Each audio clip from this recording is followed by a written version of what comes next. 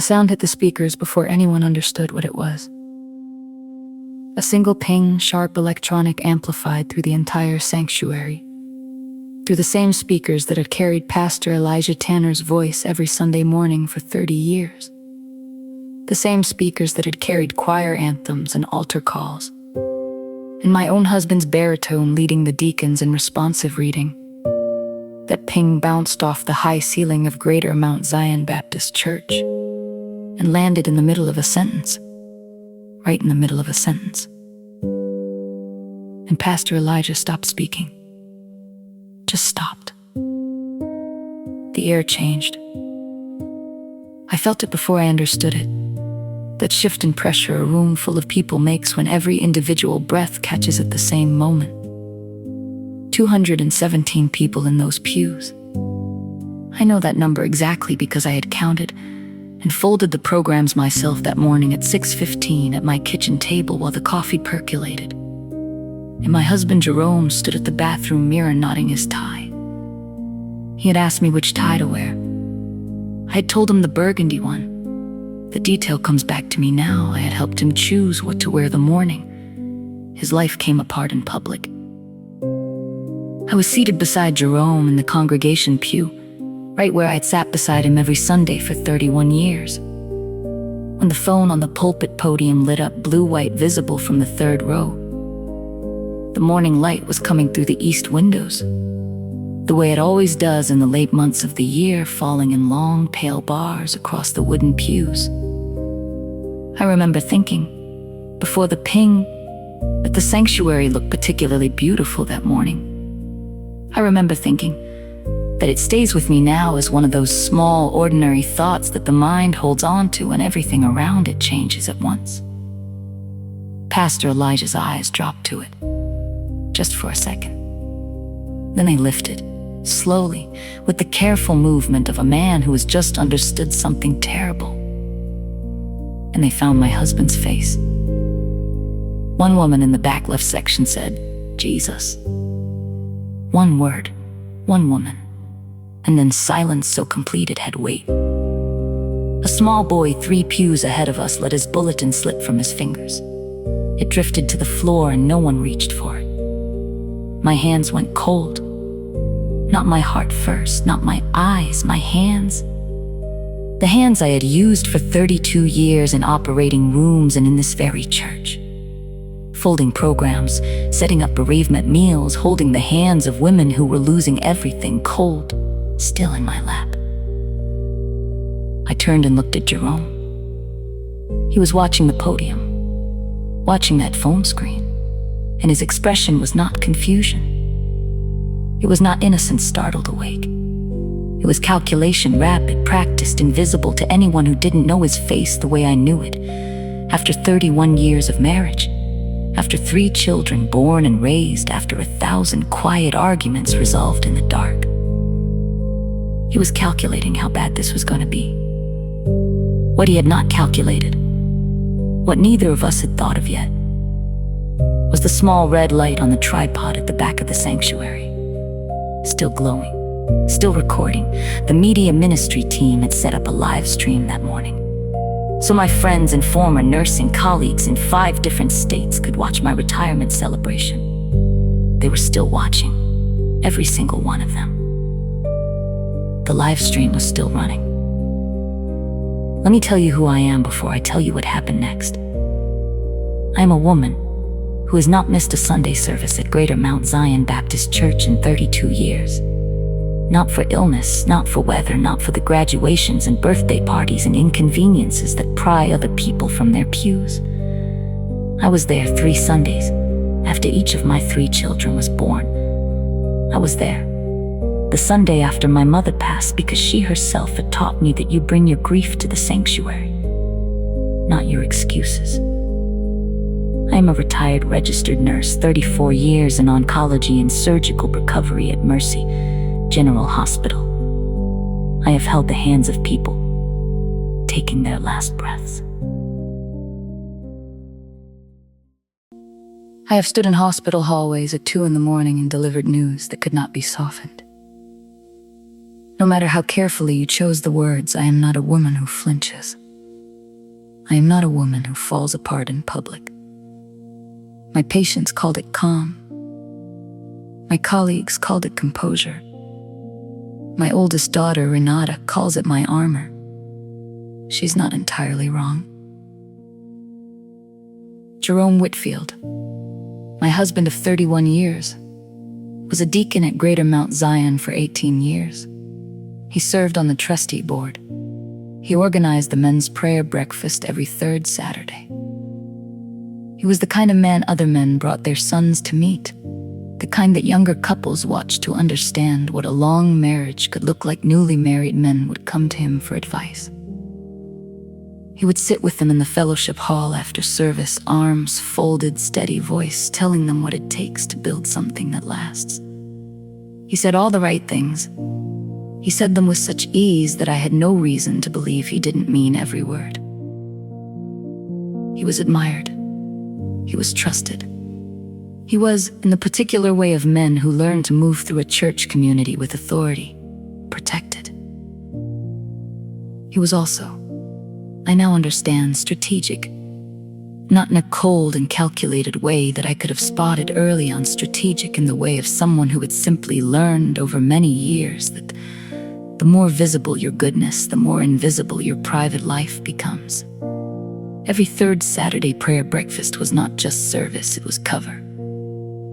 Every piece of advice he gave a young husband in the fellowship hall added another layer of credibility that made him harder to question. He had not built a false reputation as a deliberate plan, he had simply understood, perhaps without ever naming it, that reputation is its own kind of insulation. And he had built this carefully. We had built something real together. Or so I believed. The house on Edgewood Drive that we painted ourselves the first summer, room by room, arguing cheerfully about colors and laughing at the results. 3 children raised with clear values, and open dinner tables, 31 Christmas mornings, 31 wedding anniversaries where he always made a point of standing at the front of whatever room we were in and saying out loud that I was the reason anything in his life worked. He said it every year.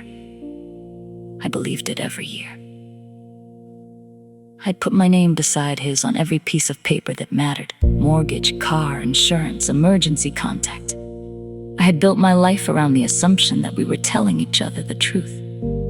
Not a perfect truth. Not the truth of a storybook marriage, but the working truth of 2 people who had chosen each other and kept choosing. We were not people who performed our marriage. We were not the couple who held hands conspicuously or made public declarations every anniversary for the attention of the room. What we had was quieter than that. It was a Saturday morning routine and a standing grocery list, and the particular shorthand that builds between 2 people who have lived through enough together that whole conversations can happen in a look. I had believed that shorthand meant we knew each other. I had not understood that a person can master the language of intimacy and use it as camouflage. I had noticed small things over the past year. A phone carried face down, a weekend here, and they're explained by deacon board obligations that, when I mentioned them later to other wives, didn't match anyone else's memory of a meeting.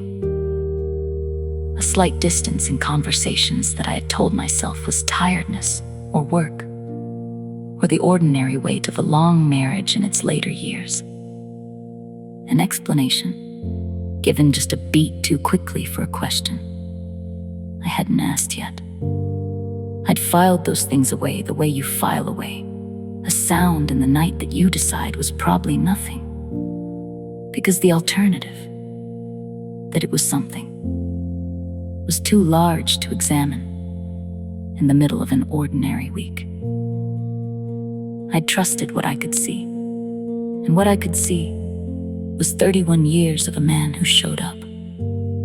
I had not looked carefully enough at what was happening when he thought no one was watching.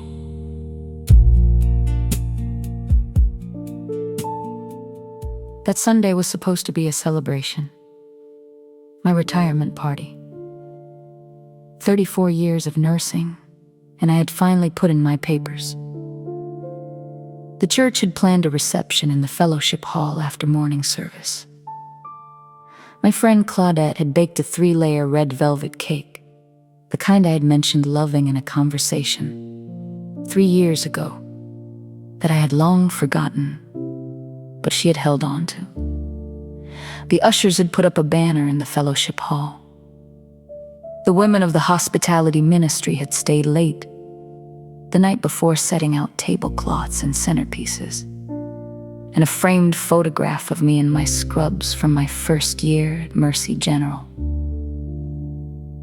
The live stream was running so that my old nursing friends watching from Georgia, Ohio, Virginia, Texas, and Maryland could be part of the celebration.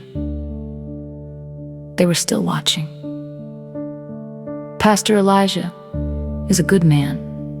I want to say that plainly before I describe what he did next, because what he chose to do was not easy, and it must have cost him something to do it in front of 217 people in a live stream reaching 5 states. He picked up the phone. He looked at the screen for a long moment, long enough for the silence to press against your chest, long enough for Sister Bernice to reach across the aisle and take the hand of the woman beside her without either of them saying a word, long enough for Jerome to shift almost imperceptibly in the seat next to me. Then Pastor Elijah set the phone face down and looked out at the congregation. He said in his full Sunday voice, "Before we continue, I need to address something with the body." The message on his phone had come from a woman named Desiree. She was not a member of Greater Mount Zion. She had been, for the better part of 8 months, in a relationship with my husband. She had sent that message to Pastor Elijah, not to me, not to another deacon.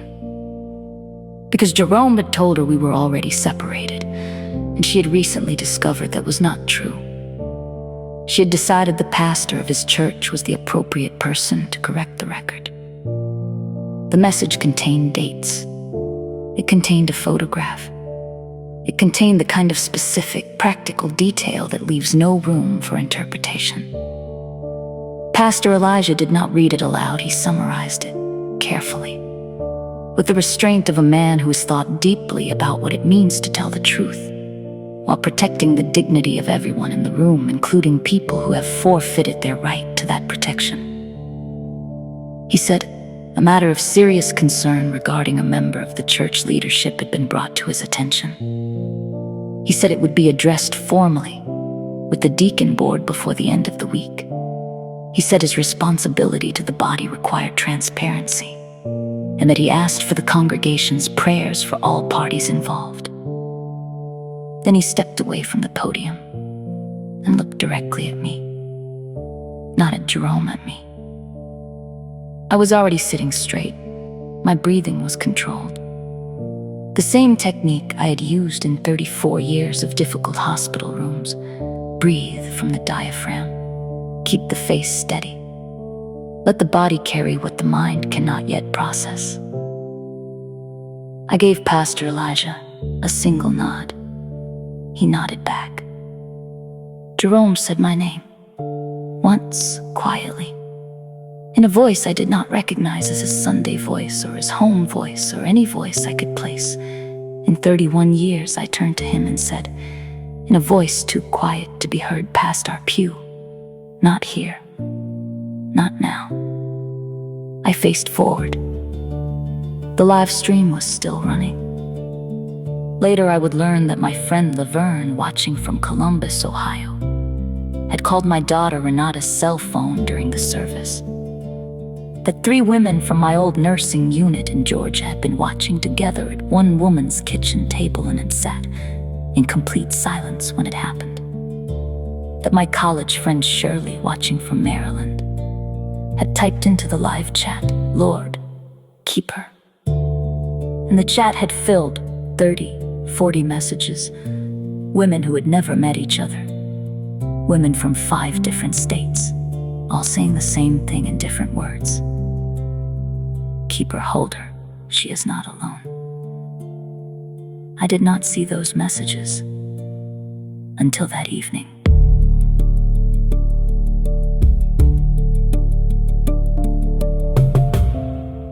When I did, I sat at my kitchen table and read every single one, and read every single one. And that was when I allowed myself to cry. We drove home in silence, not the comfortable silence of a long marriage, not the silence of people content in each other's presence. This was the silence of something broken that could not be addressed in a car. I watched the streets go by and tried to remember what I had been looking forward to that morning. The cake, the banner, my friends in 5 states watching me be celebrated for something I had spent 34 years building. That morning felt like it belonged to someone else now. At home, Jerome tried to begin 3 sentences. The 3rd time I raised my hand, palm out, the way you stop traffic. And I said, "Sit down." He sat. I stood at the kitchen counter and waited until my voice was level. Then I said, "I want the truth, not a version of it. Not what you think I can handle, the truth." Jerome told me the truth. 8 months, not an accident, not a confused moment, not a single lapse in judgment. 8 months of deliberate choices. Phone calls taken in other rooms. Weekends explained away with deacon board business that had nothing to do with the church. A woman who had believed she was with a single man because my husband had told her I was his ex-wife. He had given her that specific lie with enough detail that she had believed it completely. That detail, the effort it took, the story he had constructed, made me sit down for the first time since we had walked through the door. I sat at the kitchen table where I'd eaten 31 years of breakfast with this man. I looked at the surface of it. The scratch near the corner from when Deshawn dropped a toy truck at age 7. The ring left by a coffee mug that I had never quite gotten out. And I understood that I was sitting in a room full of real things that had been real all along, surrounded by a marriage that had been, in at least one significant dimension, a construction. That is a particular kind of grief. Not the grief of losing something. The grief of learning that part of what you thought you had was never fully there. I asked him one question when he was finished. "Did you ever intend to stop?" He did not answer immediately. That pause was its own answer. But then he said something that hit harder than anything else he could have said. He said, "I didn't think it would get this far." Not, I was gonna end it. Not, I knew it was wrong. He had simply not accounted for the consequence arriving. He had built a parallel life with the quiet confidence of a man who had never truly expected to be caught. A man whose 18 years of visible righteousness had convinced him that the protection around him was permanent. That sentence told me everything I needed to know about what our 31 years had actually been built on. I told him to go stay with his brother until I had spoken to a lawyer. I told him I would be in touch through Renata until I was ready to speak to him directly. And I told him, because I am a woman who says the true thing even when it is hard, that I was not destroyed, that I was wounded and angry in a place too deep for drama, but that I was not destroyed. He left. I called Renata. And then I sat at my kitchen table and read every message in that live stream chat. 47 women, 5 states, all of them watching, all of them present, all of them saying, "We see you. We are here." I cried for 20 minutes privately, alone, without an audience. 20 minutes of letting it be as terrible as it actually was. Then I washed my face, I stood up straight, and I got to the business of what comes next. The deacon board met that Thursday evening. I was not present, nor expected to be Pastor Elijah, had come to my home on Tuesday, sat at my kitchen table with his hat in his hands, and told me plainly what the process would be and what it was likely to conclude. He'd brought no platitudes. He'd not pretended the situation was anything other than what it was. He looked at me the way a man looks at someone he respects and said, "You deserved better from this church than what happened Sunday." I am sorry for the part our platform played in that. I told him I did not hold the church responsible for what one man had done inside it. He nodded, but did not look entirely relieved. Jerome had held a position of spiritual authority at Greater Mount Zion for 18 years. He had used that position, the trust it generated, the reputation it built, the protection it provided, as cover for conduct that violated his marriage covenant, his duty to the community, and the basic standard of integrity the church required of its leaders. The board voted to remove him from the diaconate. The vote was unanimous. There was no dramatic announcement from the pulpit. Pastor Elijah mentioned it the following Sunday with the gravity it deserved, and without the spectacle it did not need. He said a member of the church leadership had been relieved of his duties following a formal review, and that Greater Mount Zion remained committed to its stated values, which included, he said slowly, choosing the harder truth over the easier comfort. Jerome did not attend that Sunday. He has not attended since. The title he had held for 18 years was no longer his. He had not been publicly shamed beyond what the facts required, but he had been held to account, formally and without exception, by the institution he had used as the backdrop for his dignity while quietly dismantling mine. What I want to say about the women of Greater Mount Zion is this: they did not make a scene. They did what Black church women have always done when one of their own is hurting. They showed up in the specific, practical, unglamorous ways that constitute real love. They did not offer pity. They did not treat me like something broken that needed to be handled carefully. They treated me like a woman going through something hard who still had full use of her faculties and her dignity. That distinction matters more than I can adequately explain. To be loved without being diminished, to receive care without losing ground.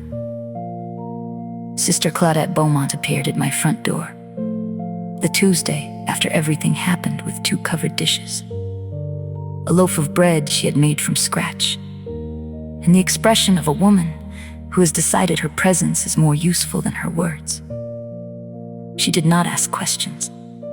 She did not offer opinions about Jerome or about what I should do next. She heated the food. She set the table. She sat across from me while I ate, talking about nothing important. Her garden, her grandchildren, a recipe that had not turned out, and let me eat a meal in the company of someone who loved me without making me perform anything. Before she left, she said, "You don't have to pretend to be fine with me." I told her I wasn't pretending. I was genuinely in the process of becoming fine, which is different. She hugged me at the door and said she would be back Thursday with a pot of soup. She came back the following Tuesday too. She did not ask permission. She simply came. Sister Paulette Okafor, the church secretary, called me on a Wednesday evening and said, "I want you to know that I never once felt comfortable around him in a meeting. I couldn't have told you that before. I'm telling you now, because I think you deserve to know that the discomfort wasn't yours to carry alone." That sentence took up residence in me and has not left. And then there was Mother Essie Mae Drayton, 78 years old at Greater Mount Zion, longer than almost anyone living. She found me after service on the second Sunday, took both my hands in hers, small hands, extraordinarily strong, looked at me without speaking for a moment, and then said, "The church is still here. You are still here. That is enough for today." She saved my seat in the third row every Sunday after that. Without being asked, without announcement. She simply arrived a little early, placed her Bible on the cushion beside her, and waited for me to come through the doors. Several weeks later, after a midweek Bible study, I had a quiet conversation with Sisters Tanya Brightwell and Rochelle Ford, women who had sat in rooms with Jerome at church events for years.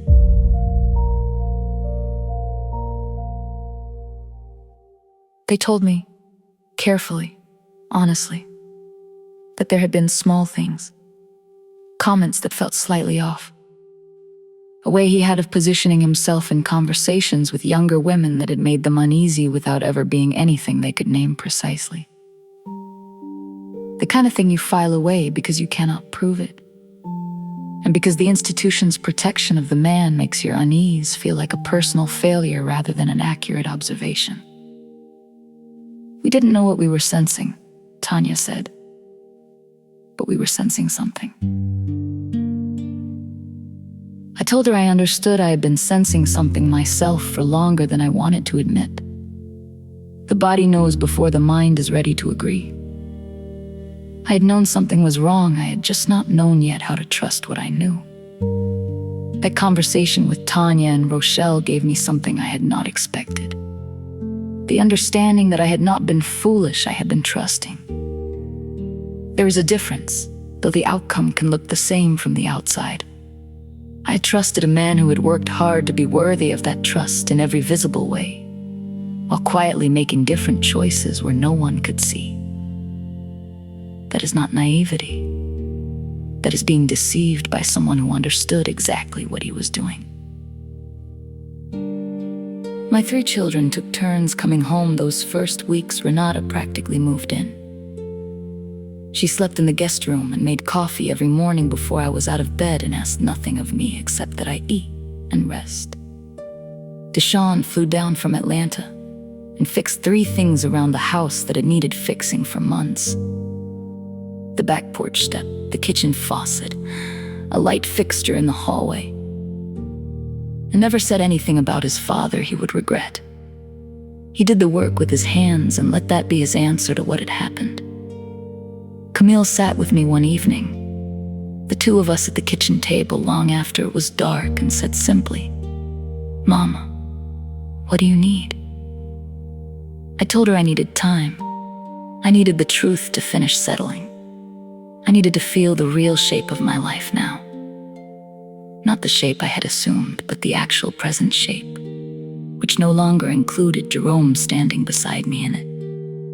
She said, "Then we'll be here while you figure it out." And they were. I began walking again, early mornings before the neighborhood fully woke. The body processing what the mind was still sorting through the same streets I had driven for 31 years, seen now on foot, alone and deliberate. I passed houses I knew, gardens I had admired from car windows.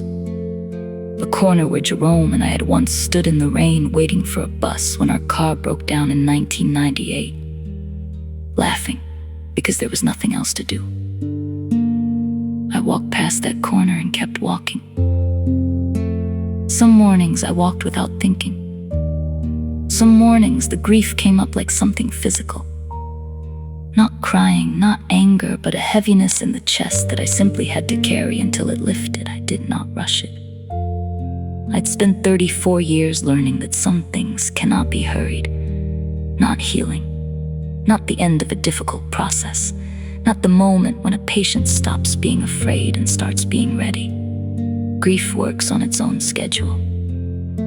You can either fight that or walk alongside it. I chose to walk alongside it, literally every morning, until the streets felt like mine again and not like a map of a life I used to live.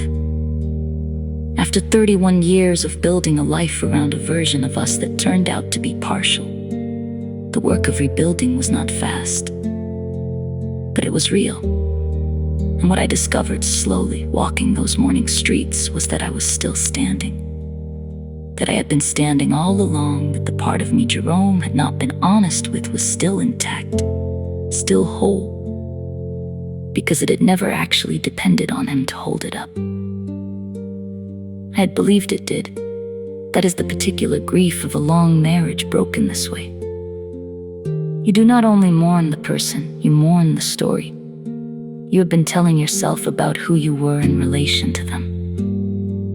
I had been a wife, a deacon's wife, a partner, in a particular version of a life that I had tended carefully for 3 decades. Losing. That did not just change what I was.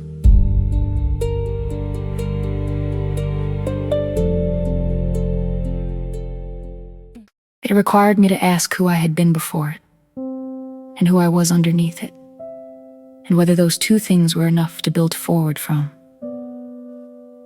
They were. It took me a while to know that with the certainty I needed. But they were. That story had to be rewritten, and rewriting it, slowly, honestly, without rushing toward either bitterness or false peace, turned out to be the real work of that season. Those are the walls I am standing on now, and they are strong. Not because what happened did not damage me. It did not because the grief was not real. It was, and some of it is still present. Quieter now, but present. Strong because damage and strength are not opposites, because a woman can be hurt and still be standing. Because 34 years of sitting with people in the hardest moments of their lives had taught me, without my realizing it, that survival is not about avoiding the hard thing. It is about staying present through it and finding, on the other side, that you are still yourself. There is a verse I keep returning to, from Proverbs, simple. A righteous person considers the house of the wicked, and how the wicked are overthrown. What was overthrown the morning that ping echoed through the sanctuary was not me. It was the false version of us, maintained at my expense, sustained by a community that had unknowingly lent its authority to a deception. When that fell, what remained was the truth. A community that chooses truth accepts a cost. They carry some of the weight so the woman who was wrong does not carry it alone. They rearrange themselves, slowly, visibly, around what is real rather than what is comfortable. That is not triumph. It is quiet, daily work. I have seen my community make that choice. I have watched it from the 3rd row, with Mother Essie May's Bible on the cushion beside me, and Claudette's hand within reach, and the voices of 47 women from 5 states still warm in my memory. The live stream was still running the morning. Everything fell apart. It is still running now. And so am I. If something in the story spoke to what you have lived, or witnessed, or survived, leave a comment below. Your words matter to this community. Like this video. Subscribe to Black Queens Unbroken, and press the bell so you never miss a new story. We are here every week, with truth, with care, and with the deep respect every woman watching has always deserved.